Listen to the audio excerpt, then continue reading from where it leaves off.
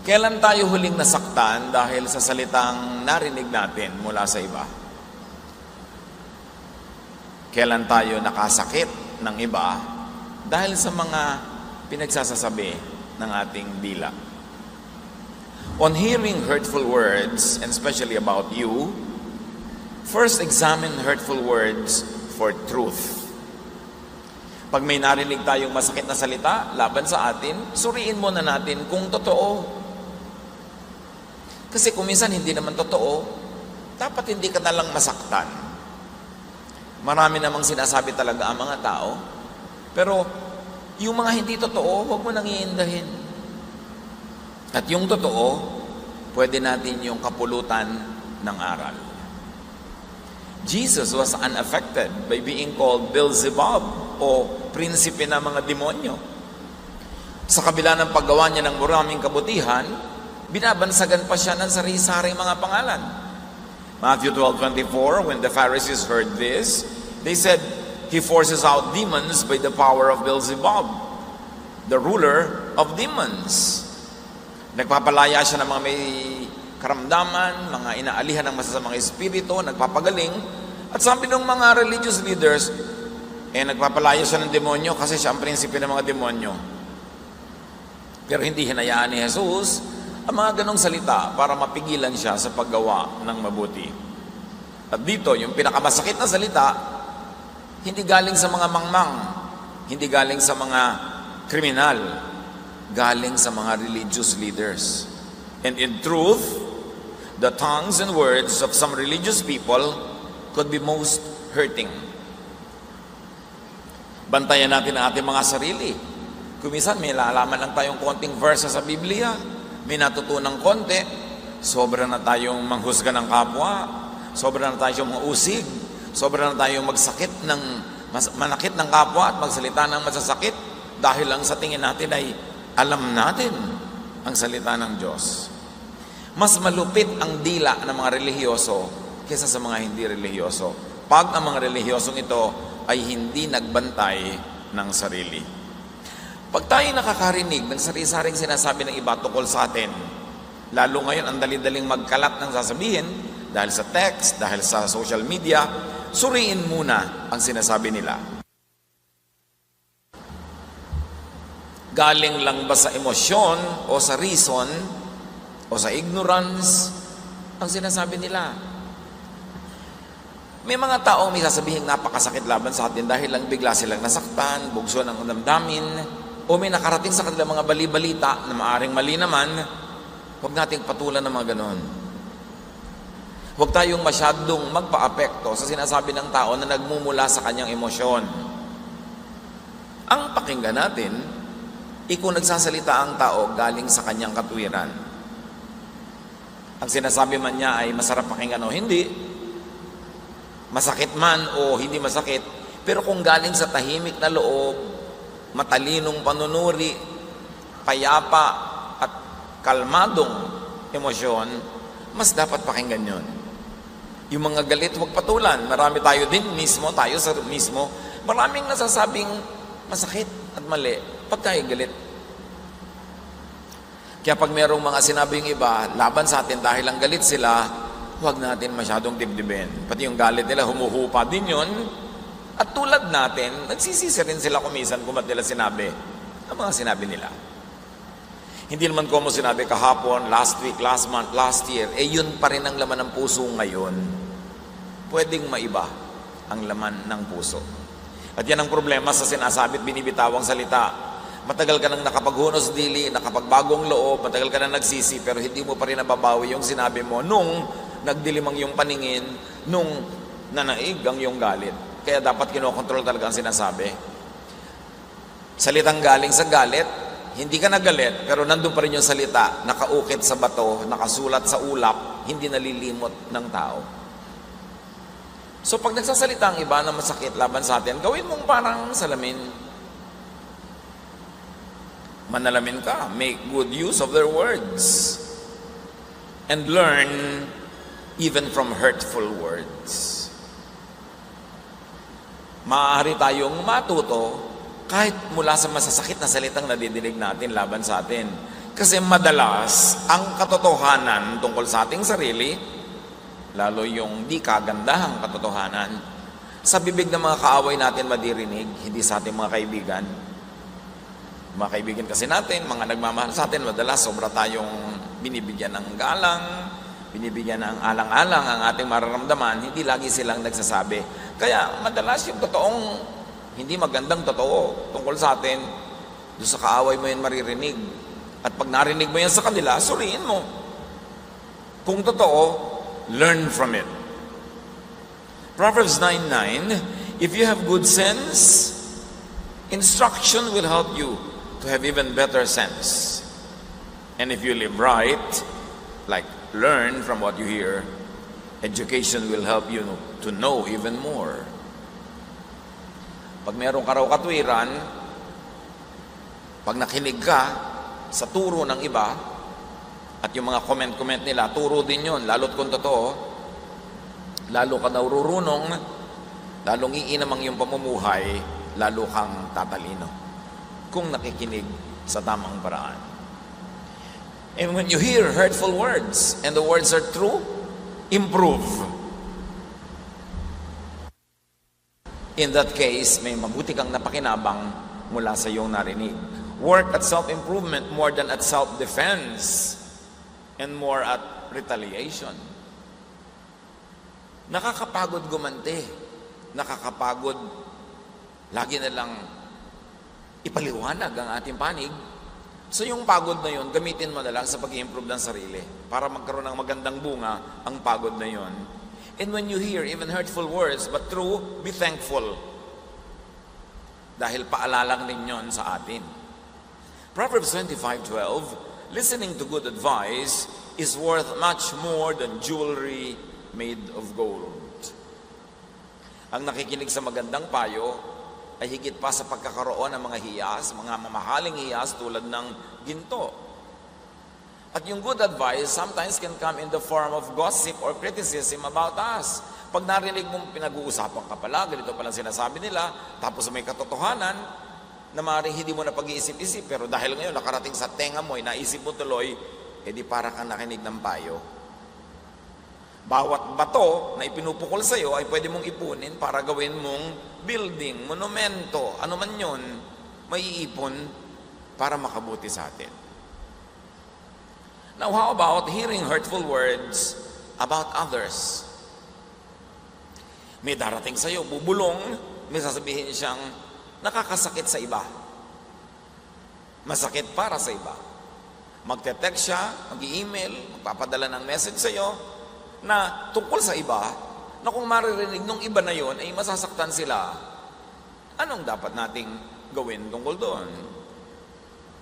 Una, tanggapin natin na maraming taong ganon. Tinutukoy sila sa Biblia. 1 Timothy 5:13, besides, they will get into the habit of going from house to house. Next, they will start gossiping and become busybodies, talking about things that are none of their business.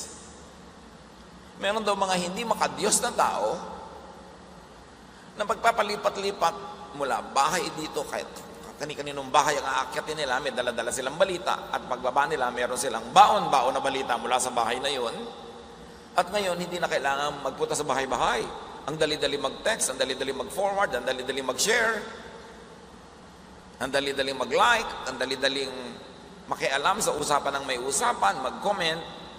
Dumali lalo itong masamang gawain na ito. Bagamat pwede gamitin yung media, yung technology, sa mabuting gawain.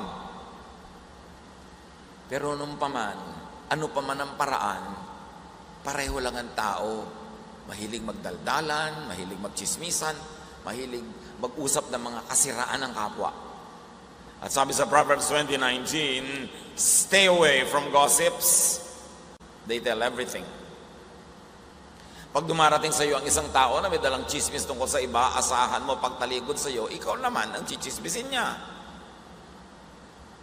Kasi ang chismoso at chismosa hindi namimili ng topic at taong pag-uusapan. At kung ikay dinadalhan ng balita, siguradong kukuhanan ka rin ng balita o gagawaan ng balita. Ang mga anak ng Diyos, ang mga matitinong tao, pag nakakarinig ka ng salitang makakasakit sa iba, pag nakakarinig ka ng paninira, pamimintas, you should examine it for objectivity and truth. Susuriin mo muna kung makatotohanan, kung totoo, kung mabuti, kung karapat-dapat na pag-usapan. Huwag maniniwala agad. Bawat tao na pwedeng lumapit at bumulong sa atin, bawat tao na alam ang ating cellphone number at pwede tayong i-text, alam ang ating email address, alam ang kung ano-anong paraan para tayo makontak, lahat ng yan dapat suspect natin na pwedeng magdala ng hurtful words. Hindi ko mo naunang nagsabi sa'yo, kakampihan mo na. Hindi ko mo naunang nag-text, nagbigay ng panig niya, siya na ang kakampihan mo. Habang hindi mo naririnig ang kabila, suspend judgment. Kahit mahal mo yung lumapit sa'yo, kahit kapatid mo, kaibigan mo, asawa mo, anak mo, magulang mo, kahit sino yon, may isusumbong yon, natural pag nagsumbong siya, siya ang bida. Natural yung kalaban niya ang kontrabida. Meron ka na bang narinig na nagbalitang, alam mo, nakipag-away ako kasi ang sama-sama ako eh. Kasi walang hiya ako eh. Kasi bastos ako eh. Siyempre, laging iba ang masama. Iba ang bastos, iba ang walang hiya. Huwag kayong naniniwala agad. Suspend judgment until you hear the other side. Eh, ang tendency pa naman natin, pag nanay natin, anak natin, asawa natin, kaibigan natin na nagsalita, kampi tayo agad. Hindi ganun ang mga anak ng Diyos. Because God is truth. And the truth has at least two sides. Bihira naman yung one-sided truth. Kaya pag may nagkukwento, nagchichismis, naninira, huwag kayo agad padala. Suriin. Si Pablo nga, nagtuturo siya doon sa mga taga-Berea. Hindi ko mo sinabi niya, pinaniniwalaan. Sinusuri pa galing sa Bible kung talagang angkop sa sinasabi ng Bible at sinasabi ni Pablo. Acts 17:11, the people in Berea gladly accepted the message. Day after day, they studied the scriptures to see if these things were true. Sinusuri nila. Hindi sila agad-agad naniniwala. So do not be swayed by the first words that reach your ears, no matter whose voice gets to you first. Wait till you hear the other side, the other version first. So nagsusumbong sa iyong asawa mo, isinusumbong yung kapatid mo, suspend judgment. Nagsusumbong sa iyong kapatid mo, isinusumbong yung asawa mo, don't judge yet. Nagsusumbong ang nanay mo against your wife, nagsusumbong yung husband mo against your tatay, don't judge yet. Dahil pare-pareho silang related sa iyo, pare-parehong meron kang relasyon sa kanila, may tungkulin kang maging just, maging matapat sa lahat sa kanila, hindi lang doon sa unang nagbalita. Examine for objectivity and truth, and examine for motives. Bakit nagbabalita sa akin ang aking asawa? Bakit nagbabalita ang aking kapatid, ang aking nanay, ang aking anak? Pinapakampin niya ako sa kanya para isama niya ako sa kanyang giyera laban sa kung sino man. Bihira ang balitang dumarating sa atin. Madalas, propaganda. Kahit sa news, ang tinatawag, bihira yung balita. Yung gusto lang sabihin sa inyo kung ano nangyari. Madalas, meron silang gustong maging bunga at ang bunga niyon ay gusto nilang kontrolin ang ating utak para mapakampi tayo sa gusto nilang pakampihan, mapagalit tayo sa gusto nilang magalit tayo. Madalas ganun. So pag may nagsasabi, nagsusumbong, tatanong mo sa sarili mo, anong motive niya? May kaaway siya, gusto niya ako ma-recruit, nakakampi. Pero yes, asawa ko siya, pero ang inaaway niya, nanay ko. O nanay ko siya, pero inaaway niya, asawa ko. Ano ang tungkulin ko bilang isang matinong tao? Kakampi lang ako? O kailangang suriin ko kung ano ang katotohanan? Ang salita kasing lumalabas sa ating bibig, galing sa puso. Kaya pag galit ka na sa isang tao, ang liit-liit lang na bagay na ginawa niya, galit na galit ka na, pag nagsalita ka tungkol sa kanya, pagkasama-sama na niya agad. Kaya pag may nagsasalita, susuriin niyo, ano ba ang laman ng puso nito? Ito namang taong to, lagi naman talaga galit sa manager namin. So, may sasabihin to, syempre, tungkol sa manager, yung nakakagalit. So, dapat sinasala natin ang nagdidinig. Matthew 15:11, the food that you put into your mouth does not make you unclean and unfit to worship God. Sabi ni Jesus, the bad words that come out of your mouth or the bad words that get into your ears are what make you unclean. Sabi ni Jesus, hindi ka na parurumin ang mga pagkain ipinapasok mo sa iyong bibig. Ang nagpaparumi sa iyo, mga salitang lumalabas sa iyong bibig dahil yun ay nanggagaling sa puso. At tayo'y napaparumi rin ng mga salitang pumapasok sa ating tainga. Huwag nating payagan na ang tainga natin ay gawing basurahan ng iba.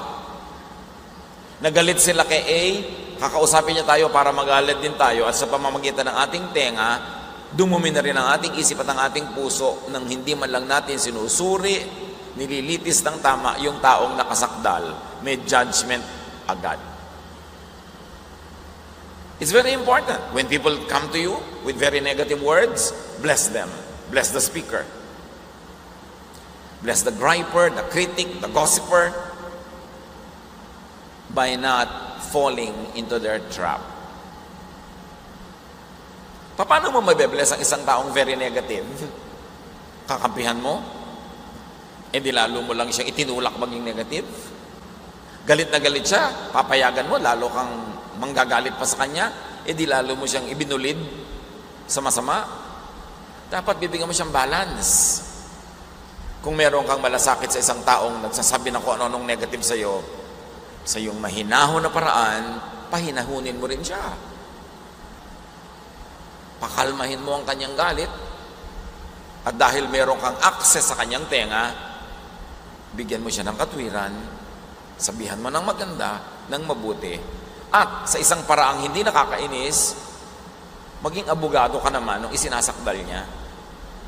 Boss, sinasabi niya, nakakainis talaga tong taong ito, bla bla bla bla bla bla. Pwede mo rin masabing, alam mo, yung tao na yan, meron din niyang ginagawang mabuti sa atin, lalo sa iyo, ganito, ganon, ganon, para humupa ang kanyang galit. At para makita rin niya yung other side ng tao na ang tingin lang niya masama, pero may mabuti rin naman. No one is perfect, so no one can be perfectly wrong. No one can be perfectly evil, because even in that area, no one is perfect. So pag dumarating sa iyong galit na tao, pag umalis, payapa siya, yun ang blessing. Hindi yung kakampihan mo, lalo mo pasusulsulan, gagatungan para lalong magalit.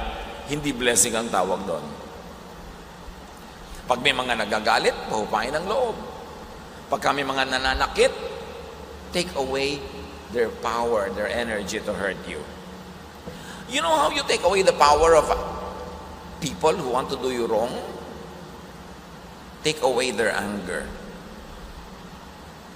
Ang taong galit, malakas. May lakas.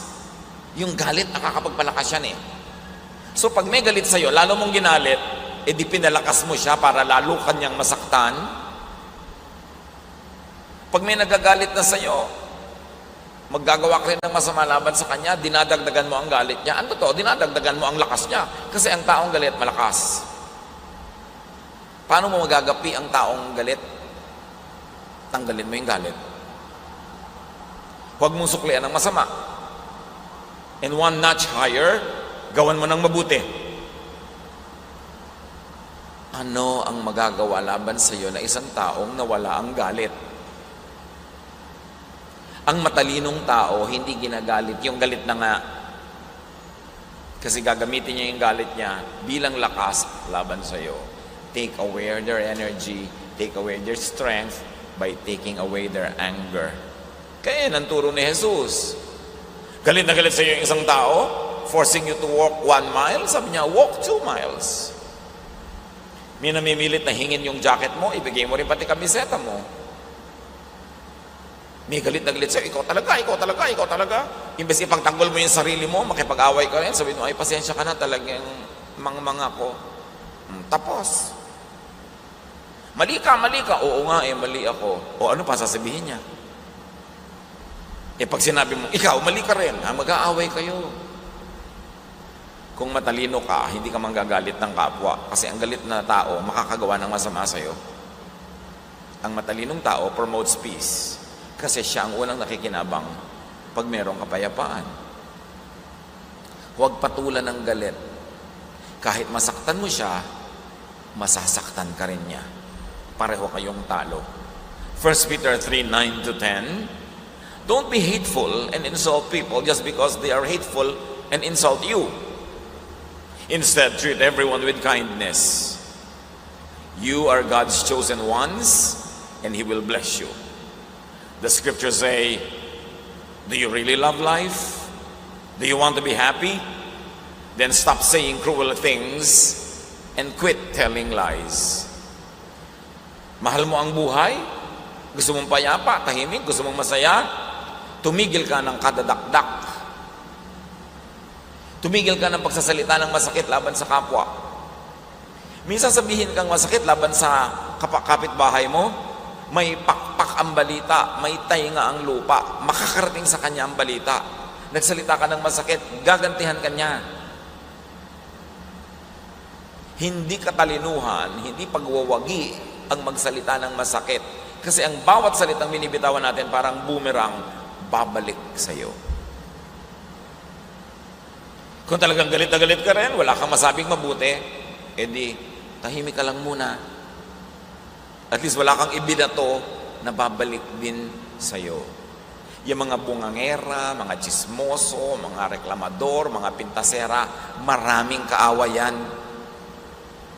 Gusto mo bang may kaaway ka? Di ba masarap, may kaibigan ka, tumutulong sa'yo? O hindi mo man kaibigan, hindi ka man tinutulungan, hindi ka naman ginagawa na masama. Learn! Ang mga mahilig makipagdaldalan, magsalita, magkomento, yan ang maraming kaaway. Hindi tahimik ang buhay, hindi masarap ang buhay. Matthew 5:43-44, sabi ni Jesus, you have heard people say, love your neighbors and hate your enemies. But I tell you to love your enemies and pray for anyone who mistreats you. Pag minahal mo yan, mamahalin ka rin niya. O kung hindi ka man niya mahalin din, at least hindi ka niya kakamuhian. That's one less enemy. Better, that's one more friend. Be wise. And then encourage and promote peace and kindness. Pagka merong dumarating sa atin na may mga masasamang balita, mga pangit na salita, imbes na gatungan mo siya, ayunan mo, payapain mo kanyang kalooban at himukin mo siya na maging mapayapa sa kanyang pamamaraan para matigil ang gulo. Pag pangit ang salita sa iyo, huwag mong sasabihan ng pangit din. Kasi hindi titigil yung pukulan, batuhan kayo hanggang pareho na kayong duguan. Pangit ang sinabi sa iyo, nasaktan ka, huwag ka munang kumibo. Kasi pag hindi ka naman kumibo, titigil na yun ang kababato eh. Pero pag hindi ka na kumibo, bumato pa rin, mga 2 o 3 beses din yun, titigil na. Pero habang bumabato ka, paganti, hindi rin siya titigil. The best answer to someone who says very wicked and unkind words is a kind answer or silence. Proverbs 15:1, a kind answer soothes angry feelings, but harsh words stir them up.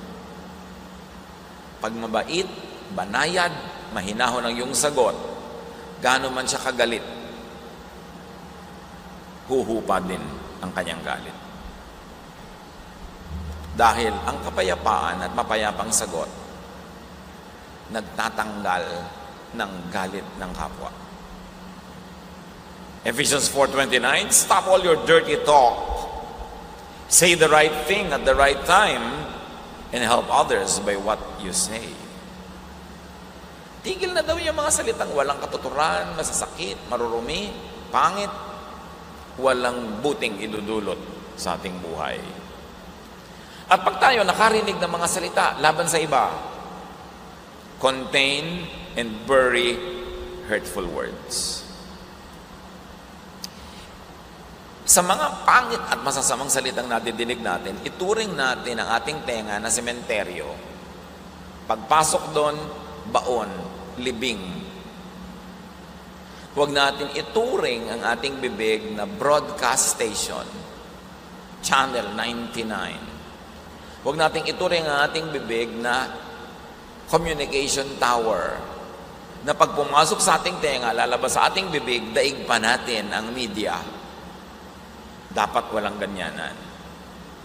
Listen, brothers and sisters.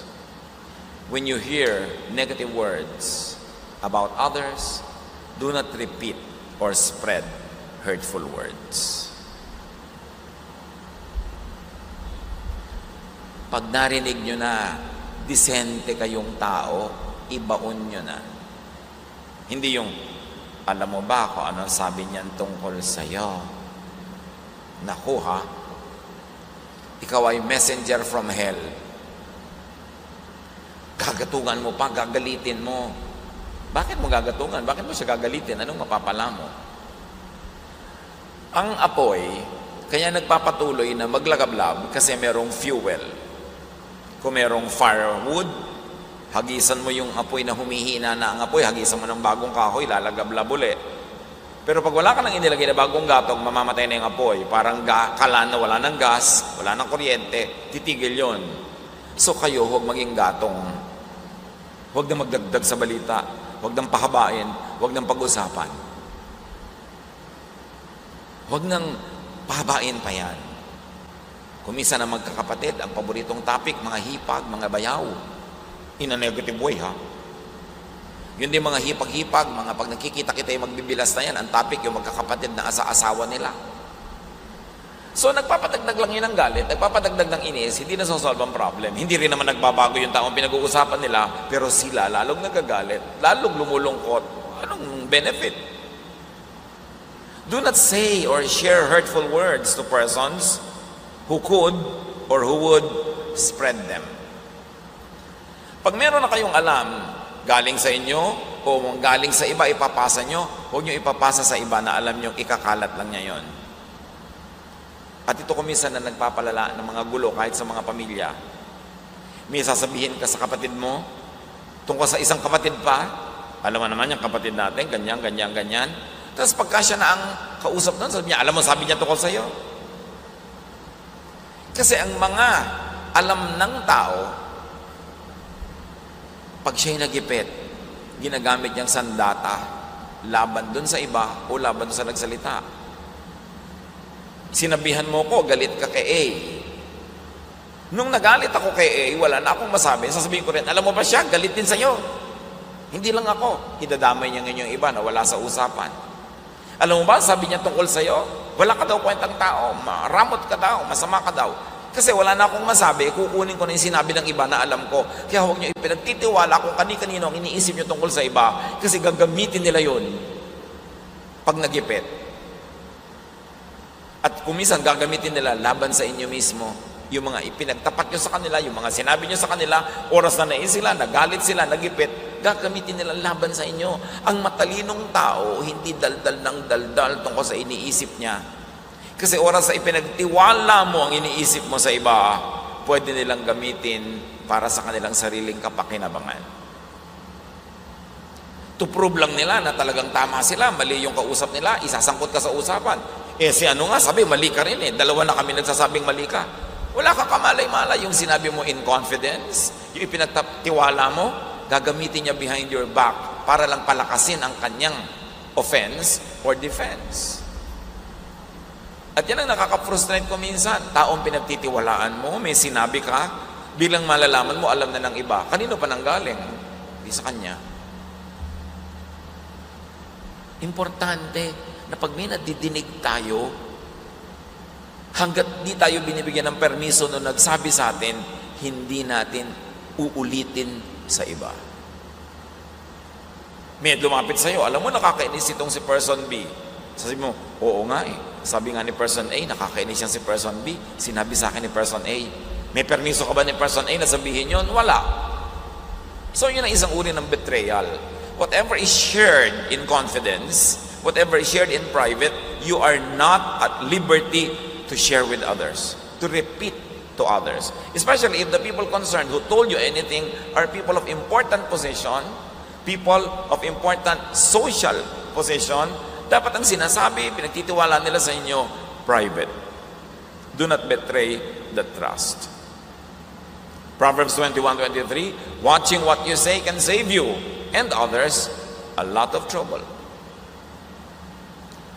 Pag sinabi sa'yo, lalo kung emosyonal o galit o hurting ang nagsabi, you are not entitled to repeat or spread it. Kasi maaaring humupa na yung galit niya nung nagsabi sa'yo, pero ngayon inuulit mo pa sa iba as if hanggang ngayon galit pa siya. Ano ang narinig na hindi dapat ipapasa o sinasabi? Yung kung ang kaharap ang gusto mong pasahan ay hindi sana sasabihin nung nagsalita. Halimbawa, may persons A and B. May sinabi sa iyo si A tungkol kay B. Pero alam mo na kung nandun lang si B, kaharap niyong dalawa, tatlo kayo, hindi sasabihin ni A kasi nandun si B.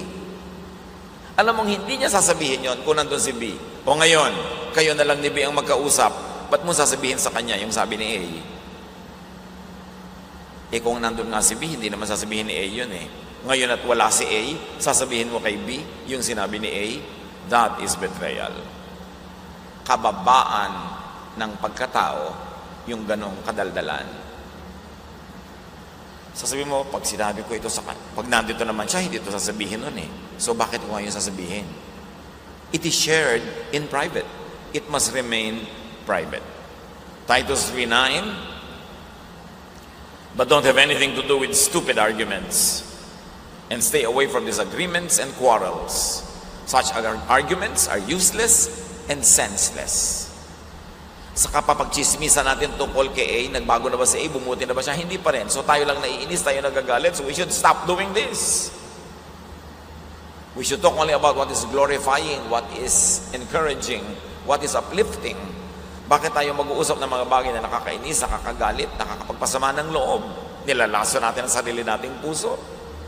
2 Timothy 2:16, keep away from worthless and useless talk. It only leads people farther away from God. And when you hear hurtful words said by A about B, examine the speaker. Suriin mo siya.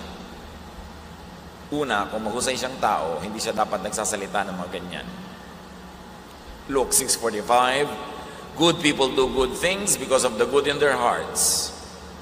Bad people do bad things because of the evil in their hearts. Your words show what is in your heart. Hindi mo kailangan ng X-ray. Hindi mo kailangan ng ECG. Hindi mo kailangan ng kung ano-ano pa. Sa salita mo, alam na agad ang kondisyon ng iyong puso. Tatanungin mo, sobrang mamintas ito sobrang manira ng kapwa. Qualified ba siya magsalita? Mabunga ba ang kanyang buhay? Punong-puno ba siya ng kabutihan para maminta sa mga sinasabi niyang hindi mabuti? Ang ganda-ganda ba ng buhay niya para gawin niyang topic yung mga taong hindi siya nagagandahan ng buhay? Matthew 7:20, sabi ni Jesus, by their fruit, you will recognize them. Ang galing-galing mong mamintas ng kapwa kumusta naman ang buhay mo? Ang galing-galing mong magsabi na dapat ganito, dapat ganon. Kumusta naman ang buhay mo? Yung bang dapat na nangyayari? Kasi kung hindi, shut up. Sinusuri mo dapat ang pinapakinggan. Madalas, the empty can strikes loud. Kung sino yung walang bungang mabuti, yun ang mahilig mambato. Kung sino yung walang maraming mabuting gawa, yun ang mahilig mamintas ng kapwa. So, wag dapat pakinggan. Frustrate the agenda of evil and malicious people by keeping quiet. Pag may sinabi sila sa inyo, do not comment. Because any comment you make will be repeated by them, even multiplied frustrate evil and malicious people by not playing into their hands. Pag may sinabi sila, huwag nang niyong dagdagan kasi dadami ang laman ng sabaw and the plot thickens and the soup thickens, do not participate in it. Pag walang katuturan, walang mararating, huwag makipag-usap, ni huwag sumagot. Maraming tanong na sinagot ni Jesus, pero may mga tanong na hindi niya pinatulan, hindi niya sinagot. Kasi alam niya, kahit anong sagot niya, wala rin namang mabuting uuwian. Minabuti na lang niya manahimik. Matthew 26:63, but Jesus did not answer. Ang lola ko, nung araw na buhay pa, pag may sinabi kang walang kwenta o nagtanong ka ng walang kwenta, titingnan ka lang niyang ganon. Hindi sasagot. Nag-iisip ko ngayon, ay, what stupid thing did I say? Kasi natapunan ako ng irap ng lola ko. Sabi niya, huwag kayo nagsasalita ng mga walang kapararakan, mga walang kabuluhan. Mapapagalitan ka. So, suriin mo na ang sarili. Even Jesus did not answer. When with malicious people, silence is best. Pag may pagtitipon, nagsimulang magkaroon ng chismis, stand up and leave the group. Silence is best. But remember this, hindi naman ubod ng sama nung nagsasalita ng mga masasakit, nagchichismis. Minsan sila'y pasyente. Because most hurtful words are cries for help. Yung mga pintasera, chismosa, reklamadora, ang iingay, laging merong negative comment. Madalas ganun lang sila kasi ang buhay nila empty or hurting. Madalas sila din ay wounded. Kaya lang mali ang approach nila. Wounded na nga sila. Ang ginagawa pa nila, they wound others who would wound them back in return. Dumadami lang lalo ang sugat nila. Pero ang mga taong sobrang negative, usually marami yung unhappiness. Marami yan na discontentment. Kaya ganun ang utak.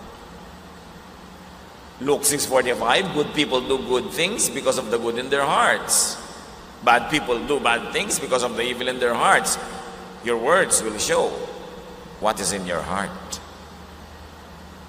So yung mga hindi maingat magsalita, ibinibisto nyo lang sa kapwa ang kalooban ninyo.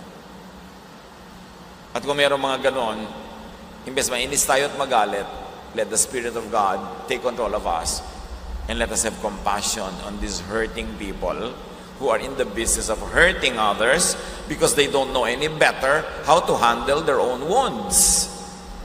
Marami kasi pag nasasaktan sila, ang gusto nila, manakit din ang iba. Pero hindi nila alam, lalo lang sila nagkakaroon ng mga iba pang mga sugat. It is really all important to detox the heart. Puso ang dapat unahin. Dapat talagang solvent kung bakit ganon ang isang tao. Isaiah 51:7, don't be discouraged when others insult you and say hurtful things. Kuminsan, ganun lang sila kasi sila man ay sugatan. At hindi malinaw ang kanilang isip kung anong dapat nilang gawin sa kanilang mga sugat. But stop and minimize listening to what many people say anyway. Huwag lagi makiumpok, makipag-uusapan ng mahaba. Don't encourage na humaba pa ito. Proverbs 14:7, stay away from fools or you won't learn a thing. Dapat pag may kausap ka, 2 minutes, 3 minutes, 5 minutes, 10, 15, 20, whatever, paghihiwalay nyo, you're edified. May natutunan ka, mas bumuti ang iyong pagkatao, gumanda ang pananaw mo sa mundo, may nalaman ka impormasyon, dapat gano'n ang kausap. Pag hindi nangyayari yon, you are wasting your time. Piliin ang konting taong pahahalagahan ang salita. Meron magsusumbong sa'yo, huy, sabi ni ganito, ganun ka daw. Sino ba yon? Okay, wala namang kwenta yun sa akin, so hayaan mo siya. Ano naman ang accomplishment nung nagsasabi? Ano naman nagawa niya sa buhay? Ano naman ang napatunayan niya? Wala. Wala pala. Ba't mo papahalagahan ang salita niya? Yung salita ng walang kwentang tao ay walang timbang at bigat. It must not be allowed to carry weight. At saka syempre, ang mga tao, maraming sasabihin yan. Kung minsan naman ang sinasabi nila, sincere. Meron namang wala lang masabi. Magsasalita pa ng negative. Hindi naman galing sa puso. O kaya, ang dami sinasabi, pero mangmang kasi, kaya niya sinasabi yon. So, hindi lahat ng sinasabi ng tao pinapahalagahan. Ecclesiastes 7:21, don't listen to everything that everyone says, or you might hear your servant cursing you. Pagka ba nag-uusap ang ating mga empleyado, ang ating mga katulong, naku, pinupuri kaya tayo o pinagpipiestahan? Huwag nyo nang asahan na pupurihin kayo. Mabuti kung pinupuri, pero kung madalas, hindi naman, huwag nyo nang asahan yun. Pag pinag-uusapan kayo ng mga taong naiinggit, anong inaasahan nyo?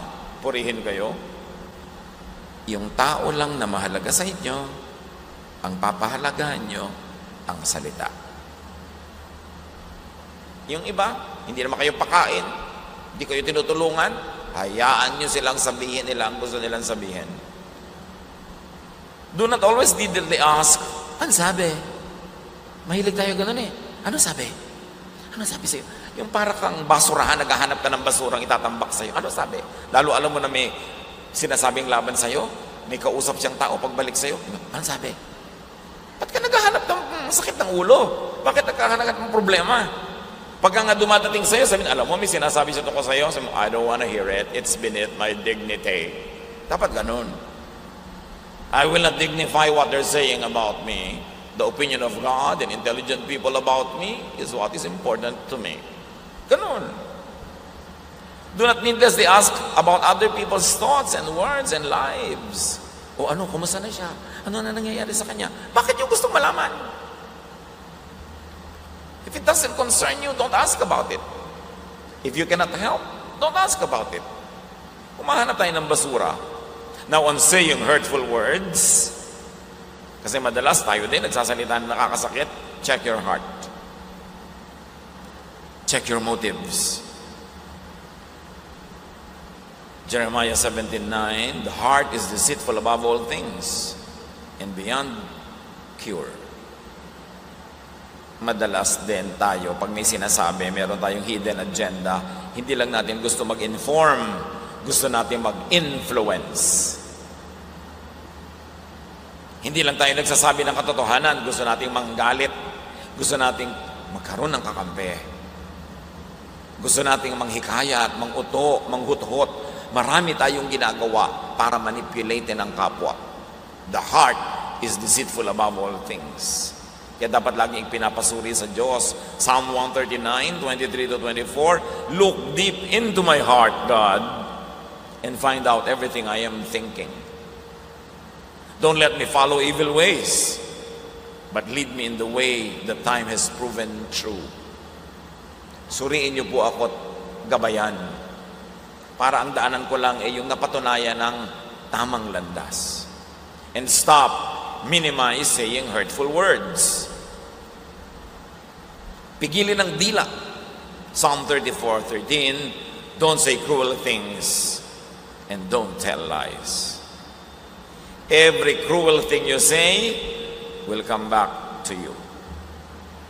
Pag tayo may sinasabi, mapakampi lang natin yung kausap natin, half-truth lang ang sasabihin natin. But a half-truth is also a half-lie. Pag kalahati lang ng totoo ang sinabi mo, it means yung kalahating hindi totoo, hindi mo sinabi. Or hindi mo sinabi ang kalahating dapat ding sabihin. Kaya nga pag nanunumpa ka sa huwes, I swear to say the truth, nothing but the truth, the whole truth, all truth. Hindi ka half-truth lang. Matthew 12:36, sabi ni Jesus, I promise you that on the day of judgment, everyone will have to account for every careless word they have spoken. At kung tayo ay may mga nasaktan na sa ating dila, make it up to people you have hurt. Say sorry. Pay. Restitute. restore. James 5:16, if you have sinned, you should tell each other what you have done. Then you can pray for the one another and be healed. Remember, you have sinned, you will tell the offended person what you have done. Hindi yung, she had sinned, I will tell others about her sin. Hindi ganun. I tell only about my sin to the person I have offended. I am not in the business of talking about the sins of other people. Yun ang ayaw na ayaw ni Jesus. So let's move on to beautifying our words. Pagandahin. Because hurting words come from hurting hearts. Because ugly words come from ugly thoughts and feelings. Beautify your heart, so your words will be beautiful.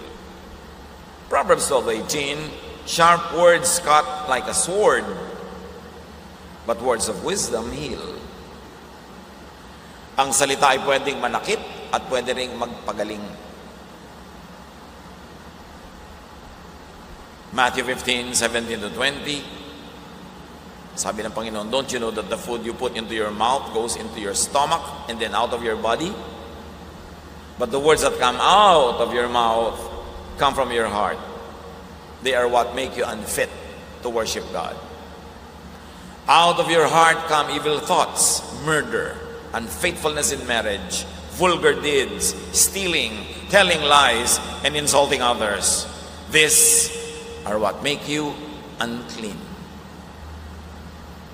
Yan ang nagpaparumi sa kaluluwa ng tao, mga salitang marurumi. So beautify your words by beautifying your heart first. Suriin ang puso, laging ipasuri sa Diyos, laging ipalinis, bantayan.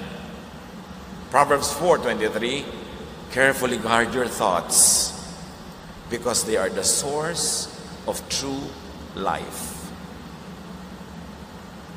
And very importantly, learn to reassign and to beautify words. Merong mga pagbibitaw na pangit, may maganda. Maraming beses, kahit ako mismo, meron akong gustong ipaimbita para makausap, meron akong gustong i-discuss, meron akong gustong sanang ipakiusap na gagawin nila. Sasabihin ko sa isang tao, pakiimbita mo dito si Kuya ganon para makausap ko. Pagpunta niya doon, tawag kayo. Pangit agad ng bitaw. Diba? Yung masakit sa tenga, ha? Sino naman siya para ipatawag ako? Yung magagalit ka tuloy agad dahil pangit ang bitaw. Pag kayo namamagitan sa dalawang tao, si A may sinabi, patungo kay B, sikapin niyo ang pagsasabi niyo ang pinakamagandang paraan because you are a child of God, you should be an ambassador of peace. May bigay si A na pagkain kay B. Sabi ni A, ano, nagustuhan ba? Hindi. Napinasan pa. Pwede mo nang pagkantahin na nilalasap-lasap niya at sinusuri. Pero para i-interpret mo in a very negative way, nanggagalit ka ng kapwa. At marami sa atin napaka-irresponsibleng messengers. Yung boss sa office, may gusto makipag-usap. May nararamdaman, gusto magpahinga. Sasabihin sa sekretary, pwede ko bang makausap si boss? Si sekretary, pagod, tulog, ganun agad. Hindi man lang masabing, may dinaramdam, payagan mo na natin magpahinga. Mamaya, pagka malakas na siya, tatawagin kita. Pero sabi agad sa'yo, may appointment ka ba? Pagod siya. Magagalit ka doon sa tao na hindi mo lang siya yung nagsabi sa'yo, yung sekretarya lang, pero galit ka doon sa tao kasi yung sekretarya is a secretary from hell. Hindi marunong mag-represent in a beautiful way. Lumili ka ng kaaway para doon sa boss. Samantalang wala ka malay-malay yung boss na ganun pala ang nangyayari. Beautify your words. Si Jesus nga John 11:11-13. Our friend Lazarus is asleep and I'm going to wake him up. They replied, Lord, if he is asleep, he will get better. But Jesus really meant that Lazarus was dead. But they thought he was talking only about sleep. Si Jesus man, nagpapaganda ng salita. Hindi niya sinabing, si Lazarus, patay na. Sabi niya, natutulog. Tayo kuminsan, may namatay na kamag-anak. Text ka agad doon sa anak, patay na nanay mo. Ano ba naman klaseng balita yan? Diba? Naku, yung palang kapatid nyo, na-stroke. At ang pagsasabi pa, na-stroke. Pati yung pagsasabi, nakaka-stroke eh.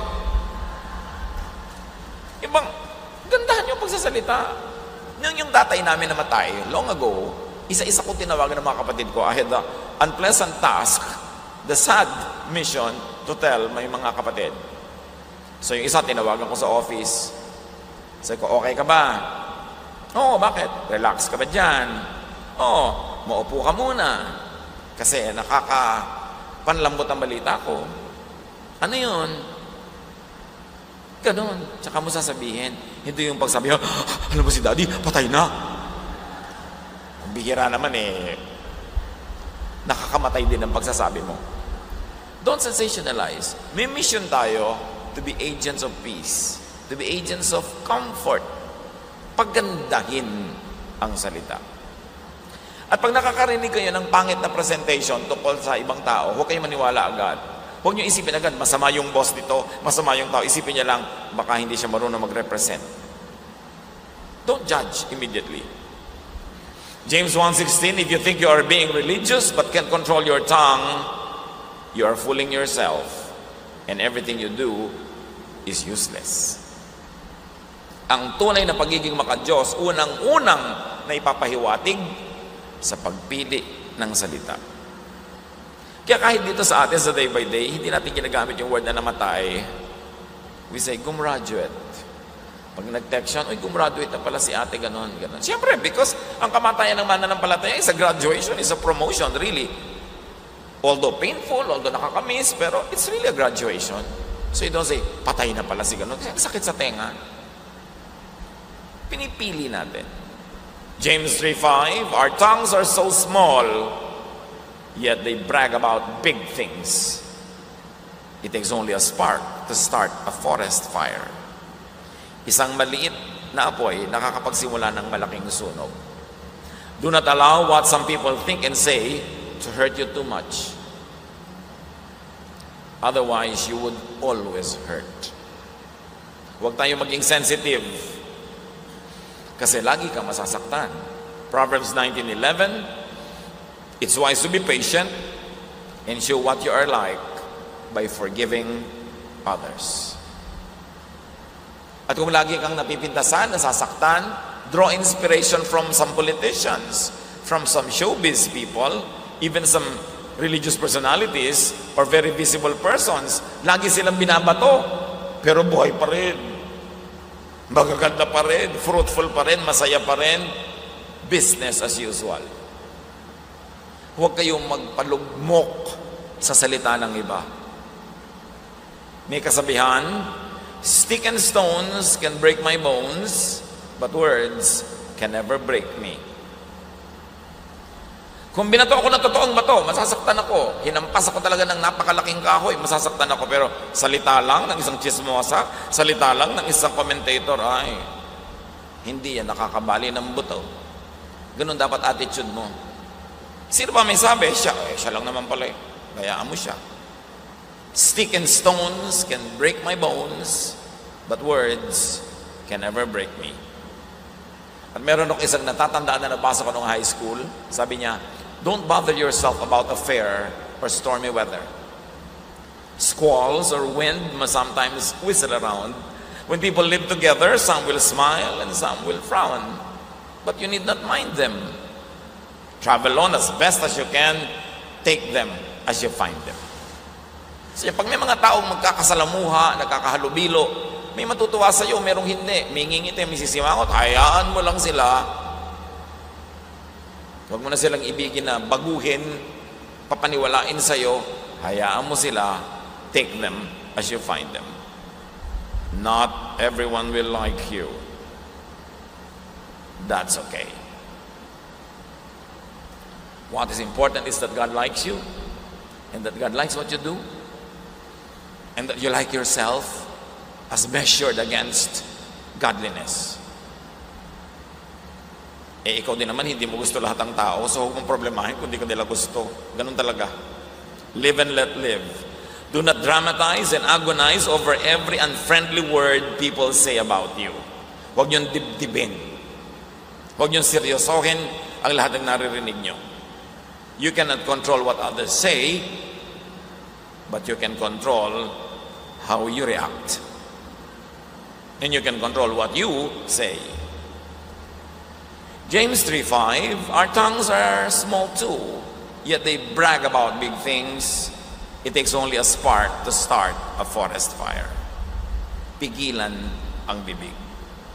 Pag may pumasok na masakit, huwag nang palabasin sa bibig na mas masakit pa. James 1:26, if you think you're being religious but can control your tongue, you are fooling yourself and everything you do is useless. Dear Lord, teach us to control our tongues. And very importantly, teach us to filter what we hear and listen to. Turuan yung salain namin ang pinapakinggan at lalo naman ang inuusal ng aming bibig. Turuan nyo kami maging payapa, matahimik ang aming paraan ng pamumuhay, unang-una sa pamamagitan ng pagkontrol sa aming mga bibig. Turuan nyo kami maging mapayapa sa pagkontrol ng aming papayagan na makaapekto sa aming buhay. Teach us when to be quiet and when the precious and few moments to speak are appropriate. Pagbulay-bulayan natin ang lahat ng ito, at kung kayo'y biktima ng masasakit na salita, leave them all at the feet of Jesus. Ask the Lord to give you the power to forgive and to move on and to have a quiet life. Live quiet and peaceful lives. This is the will of God for His people. Lord, teach us. Bigyan niyo kami ng personal na application sa mga magagandang katotohanan ito. Spend some time with God. Reflect. Pray.